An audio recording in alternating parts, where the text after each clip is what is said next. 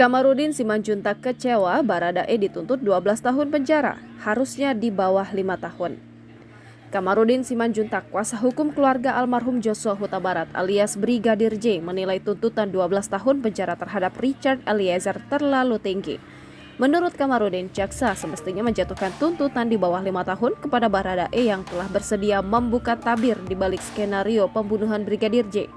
Ditambah lagi, Baradae telah mengakui kesalahannya menuruti perintah Ferdy Sambo yang saat itu menjabat sebagai Kadif Propam Polri untuk menghabisi nyawa Brigadir J.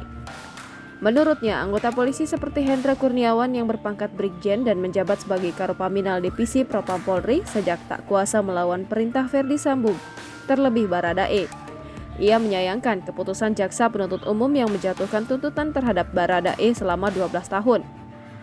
Selain itu, dikatakan Kamarudin, JPU dianggap dan memperhitungkan faktor lain seperti keluarga Brigadir J yang sudah memaafkan Baradae pasca peristiwa berdarah tersebut. Jaksa penuntut umum sebelumnya menjatuhkan tuntutan pidana kepada terdakwa kasus dugaan pembunuhan berencana Nofriansyah Joshua Huta Barat alias Brigadir J, yakni Richard Eliezer Pudihang Lumiu atau Baradae. Dalam sidang tuntutan yang dibacakan pada Rabu 18 Januari 2023, Richard Eliezer dijatuhi tuntutan pidana 12 tahun penjara. Jaksa menyatakan perbuatan terdakwa Baradae terbukti secara sah dan meyakinkan melakukan tindak pidana turut serta melakukan pembunuhan terhadap seseorang secara bersama-sama sebagaimana yang didakwakan.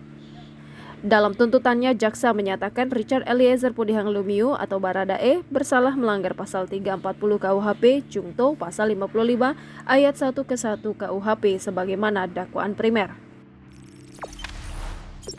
Jangan lupa subscribe, share, komen, dan like ya!